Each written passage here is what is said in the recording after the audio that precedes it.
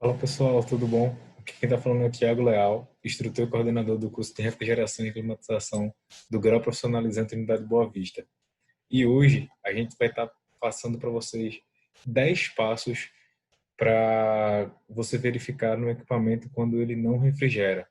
Essa aula é exclusiva para equipamentos do tipo Split System de módulo convencional, não inverter, tá? Fica comigo até o final dessa aula que você vai aprender em 10 passos como diagnosticar problemas no equipamento que não refrigera. Essa aula é muito importante para os alunos da área e para profissionais que já estão em atuação, porque vai te dar as ferramentas necessárias para você conseguir diagnosticar problemas no equipamento. Essas ferramentas e esse passo a passo vai estar te ajudando a fornecer para o seu cliente diagnósticos mais precisos e economizar tempo quando você estiver em campo. E como a gente sabe, tempo é dinheiro. Eu ainda mudo esse conceito. Tempo é vida. Se você consegue resolver o problema do seu cliente em menos tempo, você consegue atender mais clientes no dia. Atendendo mais clientes no dia, você tem maior recurso financeiro para sua família. Então, continua comigo nessa aula, que a gente vai chegar a um consenso de 10 passos para você conseguir diagnosticar de forma precisa o equipamento que não apresenta rendimento, ou seja, que não refrigera. Cheguei no cliente e o equipamento não refrigera. O que é que eu vou fazer? Põe a mão na cabeça e vou demorar um pouquinho. Agora você tem 10 passos para seguir se o equipamento não estiver refrigerando. O primeiro passo é verificar se o equipamento apresenta algum alarme ou algum código de erro. Caso o equipamento apresente algum código de erro ou alarme, a gente deve recorrer ao manual de instalação, operação e manutenção fornecido pelo fabricante do equipamento. Eu deixei aqui alguns tipos de erros mais comuns. Esse aqui é do equipamento a grato, esse aqui é do Spring MDE. E esses códigos, pessoal, eles dizem muita coisa para nós. Ele vai dizer se o equipamento não funciona por algum defeito que a própria placa, na sua função autodiagnóstico, já conseguiu detectar. Então, fica atento a esses alarmes e anda com o manual do fabricante embaixo do braço. Hoje existe uma facilidade muito grande, todos os manuais estão na internet. Então, se você tem um celular, um smartphonezinho aqui, ó, com 3G ou 4G, você consegue ter acesso a qualquer manual de qualquer fabricante só pesquisando ele, dando um Google. Então, não se acanhe, pessoal. Procura o manual. Se esforça para ler pelo menos um manual de um fabricante por semana. E você não vai estar perdendo tempo, pelo contrário, você vai estar investindo em diminuir o tempo utilizado para diagnóstico no seu cliente. Quanto mais informação você retém, mais facilidade você vai ter com diagnosticar defeitos nos seus clientes. Então, fica essa dica, não perde ela, bota ela embaixo do braço e amarra ela e vai com ela até o final da vida. Vai por mim, que funciona. O segundo passo é você verificar se o modo escolhido no controle remoto está na função refrigeração ou cool, que é geralmente expressa pela figura de um floco de gelo, essa figurinha aqui, ó. É importante se atentar que o equipamento ele só vai refrigerar se a temperatura escolhida através do controle remoto seja menor que a temperatura do ambiente. Isso mesmo, pessoal. A placa eletrônica da unidade interna, a placa eletrônica principal, ela é programada para acionar o compressor e a unidade condensadora só quando a temperatura pela qual ela foi setada, ou seja, a temperatura escolhida pelo usuário, for menor, com no mínimo 2 graus, que é a temperatura ambiente. Por exemplo, o ambiente já está a 24 graus e eu deixo o equipamento para 24 graus, ele não vai refrigerar. Só se eu setar ele a partir de 22 graus, aí sim ele vai apresentar funcionamento, refrigeração e rendimento. Então é muito importante esse segundo passo. Não esqueça dele, não o negligencie. O terceiro passo, pessoal, é a gente verificar se o filtro de ar está sujo. Por que a gente precisa verificar se o filtro de ar está sujo? A obstrução do filtro pode diminuir a vazão de ar no equipamento e fazer com que o seu rendimento esteja abaixo do esperado. A diminuição da vazão de ar faz com que a troca de calor seja ineficiente e o equipamento não venha a não render. Não rendendo, ele não vai refrigerar a contento. Para você verificar corretamente se o equipamento está com a vazão correta ou não, realize o teste de rendimento e você vai conseguir entender. Ah, Tiago, eu não sei realizar o teste de rendimento. Não se assuste. Em outra aula, em outro vídeo, a gente já falou sobre o teste de rendimento e o passo a passo para poder executá-lo. Então, dá uma corridinha lá nesse vídeo que você vai entender melhor como é que se faz o teste de rendimento. O quarto passo, pessoal, é você verificar se a unidade externa não está com obstruções em sua troca de calor. Como assim? Imagine aqui o seguinte, eu tenho uma unidade externa aqui, certo? Se eu tenho essas, essa portinhola aqui e do outro lado ela é toda fechada, é uma parede fechada, eu tenho uma obstrução na troca de calor da minha unidade externa. E essa obstrução pode fazer com que meu equipamento não venha render, porque eu não vou ter troca de calor suficiente para a condensação necessária do fluido na saída do compressor no condensador. Então, por esse motivo, o meu equipamento ele pode também não refrigerar. Um outro motivo é o curto-circuito de ar quente, quando a gente tem uma condensadora descarregando na outra. Uma das condensadoras não vai apresentar o funcionamento e o rendimento adequado para aquela função. Então, fica atento a esse tópico, muito importante. Pode até queimar compressor e diminuir o seu tempo de vida útil, pessoal, é muito importante. O quinto passo é você verificar se as válvulas estão abertas. Esse aqui, pessoal, me faz até rir um pouco, porque eu sempre falo nas aulas que a primeira vez que eu fui instalar um split foi na casa da minha prima. Quando eu cheguei lá para instalar um split pela primeira vez, sozinho assim, nunca tinha instalado em residência, só em simulação, na escola técnica. Quando eu cheguei lá para instalar, eu fiz tudo bonitinho, tudo na norma, sifão, loop, tudo bonito. Só esqueci de uma coisa, uma das coisas mais importantes na instalação, de abrir as válvulas das válvulas de serviço da unidade condensadora. Liguei a máquina, fui embora achando que ia resfriar. Quando eu cheguei em casa, assim, por sorte a casa era próxima, eu lembrei que eu tinha esquecido de abrir as válvulas, mesmo depois de ter feito vácuo. Eu fiquei muito triste, porque naquela noite minha prima não ia poder dormir com o conforto que ela esperava depois de todo o trabalho que eu tive naquela instalação. Então, verifica se as válvulas da unidade condensadora estão de fato abertas. Se elas estiverem fechadas, o equipamento não vai funcionar porque a gente não vai ter circulação de fluido refrigerante entre a unidade externa e a unidade interna. Dessa forma, o equipamento não refrigera. Lembrando, pessoal, que o termo não refrigera, ele é utilizado apenas em equipamentos que trabalham com ciclo frio. Quando se trabalha com ciclo quente, ele não vai aquecer, perfeito? Então, essas mesmas dicas se adequam para equipamentos que trabalham com ciclo quente também, só que com alguns adendos que a gente não vai falar nessa aula e vai virar assunto para uma próxima aula, caso você pegue um equipamento quente frio que o cliente queira utilizá-lo como aquecedor e não como ar-condicionado, não como condicionador de ar. O sexto passo, pessoal, é verificar se existe vazamento nas porcas. Como assim? Você primeiro vai fazer a verificação visual se existe mancha de óleo nas porcas da unidade externa. Por quê? É muito importante você verificar isso.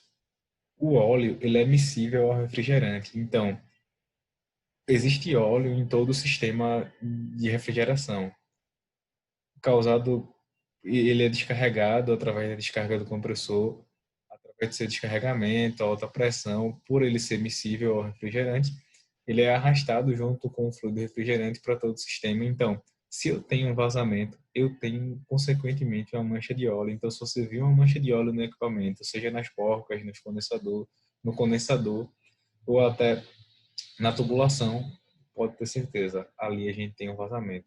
Então, verifica se existe mancha de óleo. Se existe mancha de óleo, com auxílio de uma bucha com detergente e água, verifica a existência de vazamento. Como é que eu verifico a existência de vazamento? Se você já trocou um gás de cozinha na sua casa, você vai saber. Se não souber, pode perguntar para sua mãe, que com certeza ela sabe. Da seguinte forma, pessoal, com auxílio da bucha com detergente e água, a gente vai encher aquele local com o sabão, né, com a espuma. E se tiver algum vazamento, essa espuma ela vai criar uma bolha e depois vai estourar. Dessa forma aqui, ó. Isso indica que eu tenho um vazamento, eu tenho pressão positiva saindo ali. E o sexto passo é verificar se existe vazamento no equipamento. Claro, se existe vazamento no equipamento, ele não vai funcionar corretamente. Você deve procurar o vazamento, corrigi-lo, depois reoperar o equipamento. Reoperar de que forma? Completando a carga do equipamento se você tem um fluido como substância pura. por exemplo, o R22. E se você tem um blend, que é uma substância misturada, ou seja, 2 ou 3 fluidos, você deve fazer o recolhimento desse fluido e fazer uma nova carga, porque as as substâncias, quando vazam, elas não vazam de forma homogênea. E para que você não perca rendimento no equipamento, você deve fazer o recolhimento para cilindro, levar esse fluido para o centro de regeneração e aplicar uma nova carga de fluido refrigerante no equipamento. Esse é o sexto passo. Atenção! O diagnóstico preciso não deve ser realizado com base apenas em um parâmetro. Então, eu quero reforçar a partir de agora que os testes que serão realizados a partir de agora, eles devem ter seus resultados guardados, anote, guarde os resultados. No final, ele vai nos ajudar a chegar no diagnóstico correto e preciso do equipamento. Para isso, a gente tem o sétimo passo, e no sétimo passo a gente vai realizar o teste de rendimento do equipamento. Dessa forma, a gente vai conseguir comprovar se o equipamento está de fato com baixo rendimento ou se ele só foi mal dimensionado. É muito importante que a gente faça esse teste, pessoal. A gente tem uma outra aula ensinando para vocês como é que a gente realiza o teste de rendimento e por que a gente realiza e qual a faixa e qual a faixa de temperatura entre entrada e saída no evaporador o teste de rendimento ele tem que estar. Assiste esse vídeo se você ainda tem dúvida. Presta bastante atenção e qualquer dúvida, fala com a gente, que a gente vai estar te auxiliando e te ajudando na sua dificuldade. Então, realize o teste de rendimento e anota quanto deu o teste de rendimento do equipamento. O oitavo passo é fazer o teste de pressão. É verificar a pressão do equipamento quando ele estiver funcionando, a pressão do equipamento em funcionamento. Guarde essa informação, pois a gente vai utilizar ela no próximo teste, que é o teste de superaquecimento. Você vai realizar este teste. A gente tem também uma outra aula ensinando você a realizar o teste de superaquecimento, que ela deve ser feita apenas em equipamentos convencionais, tá? Não utilize esse teste em equipamento inverter. A gente utiliza um outro teste para verificar a quantidade de evaporação no evaporador do equipamento. Então, realize o teste de superaquecimento. Por último, você vai medir a corrente de funcionamento do equipamento. Só que a corrente total. E para medir a corrente total, você tem que ir na fase recomendado pelos fabricantes, que você vá na fase de alimentação geral do equipamento. Nesse caso aqui, ó, esse equipamento é alimentado pela unidade externa, a unidade condensadora, e você vai no Borne L, que é o borne de alimentação de linha. Aqui no Borne L você vai medir a corrente total de funcionamento do equipamento. Feito esses processos, anotou todos, agora a gente vai entrar com o diagnóstico. O primeiro diagnóstico, pessoal, é que se o equipamento apresentar baixa pressão de sucção, junto com um alto superaquecimento e uma baixa corrente do equipamento, indica para a gente que a gente tem falta ou baixa carga de fluido refrigerante. Como assim falta? Ele pode ter vazado todo o fluido, ou simplesmente no transporte entre a loja e a casa do seu cliente, a residência do seu cliente, ter sido ovalizado e você ter perdido todo o fluido refrigerante. Nesse caso, é necessário verificar a existência de vazamentos nas tubulações de interligação entre as unidades e as próprias unidades. Existindo vazamento, o mesmo deve ser reparado. Reparado como? Eu tenho que sanar esse vazamento. Depois que eu sanar esse vazamento, eu vou ter que realizar o processo de vácuo. Depois de realizar o processo de vácuo, refazer a carga de fluido refrigerante desse equipamento. E depois da carga de fluido refrigerante desse equipamento, eu vou trazê-lo de volta à operação. O próximo diagnóstico é se eu tenho baixa pressão de sucção junto com alto superaquecimento e alta corrente de equipamento, vai indicar para mim que eu tenho uma obstrução interna no sistema frigorífico. Isso mesmo, pessoal, eu tenho entupimento na tubulação ou entupimento no filtro, secador ou em qualquer outro componente do equipamento. Então, se você tem essa obstrução, você vai ter que encontrá-la.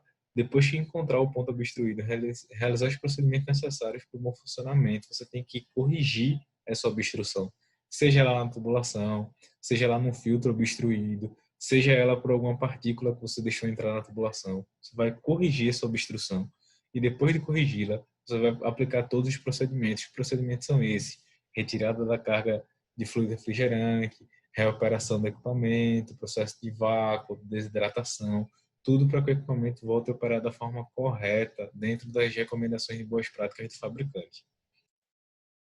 Um outro diagnóstico Você agora deixou de ter baixa pressão, como nos demais, e agora você tem alta pressão de sucção, junto com baixo superaquecimento e alta corrente. Isso aqui, pessoal, indica o excesso de fluido refrigerante. Com excesso de fluido refrigerante, a gente vai ter uma alta pressão de sucção e um baixo superaquecimento, porque a gente tem muito fluido e pouca troca de calor no evaporador. Isso vai fazer com que o compressor trabalhe mais. Trabalhando mais, ele aumenta a corrente. Aumentando a corrente, a gente tem a indicação de excesso de fluido refrigerante. Nesse caso, é necessário retirar toda a carga de fluido refrigerante e logo após refazê-la. Isso quando a gente tem um fluido blend, tá? Quando a gente não tem um fluido blend, a gente, numa substância pura, você pode ir retirando aos poucos para cilindro e medindo quanto você tirou utilizando a balança. E aí você vai saber não quanto tem no equipamento, mas através de superaquecimento, se o equipamento está com a carga de fluido correta. O correto, recomendado, é que você tire toda a carga de fluido e depois já faça com a balança para poder saber quanto de fluido tem no equipamento. Muito importante essa informação, tá, pessoal? Outra informação que eu gosto de salientar é que você preencha no manual do fabricante, nas últimas páginas, tem um relatório de partida do equipamento, que é o primeiro acionamento dele. Preencha aquele relatório e guarde com você ou entregue para o seu cliente, aquilo é muito importante. Por que é muito importante? Porque você tem informações de partida do equipamento, você sabe como ele funcionou pela primeira vez. Isso é muito importante quando você chegar na segunda vez e ter um defeito no equipamento, porque você tem um acompanhamento das informações do equipamento. Não esquece dessa dica. Se eu encontro no equipamento alta pressão de sucção junto com um alto superaquecimento e baixa corrente do compressor, indica para mim duas coisas, duas possíveis causas. A primeira é que o compressor não tem compressão, ele não está funcionando corretamente, ele não está comprimindo fluido. E a outra é que a válvula de reversão, quando o equipamento é quente e frio, está dando passagem, ou seja, está aberta, misturando o fluido do condensador e do evaporador. Nesses dois defeitos relacionados, é necessário que a gente realize substituição desses componentes defeituosos. Se o compressor, realizar a substituição do compressor. Se a válvula de reversão, realizar a substituição da válvula de reversão. E assim, pessoal, com esses diagnósticos, com esse passo a passo, o nosso equipamento, depois de reoperado, vai voltar à operação e nosso cliente vai ficar satisfeito. Então, amarra essas dicas embaixo do braço, não esquece delas e utiliza elas no seu dia a dia. Dessa forma, você vai otimizar o seu tempo de diagnóstico e assegurar que o diagnóstico que está fazendo no equipamento dos seus clientes e até seu equipamento de casa mesmo é um diagnóstico correto, preciso, conciso e direto. Você não vai fazer arrudeios nem ter dor de cabeça se você seguir esse passo a passo. Agradeço por ficar até o final do vídeo. O falou aqui foi o instrutor Tiago Leal.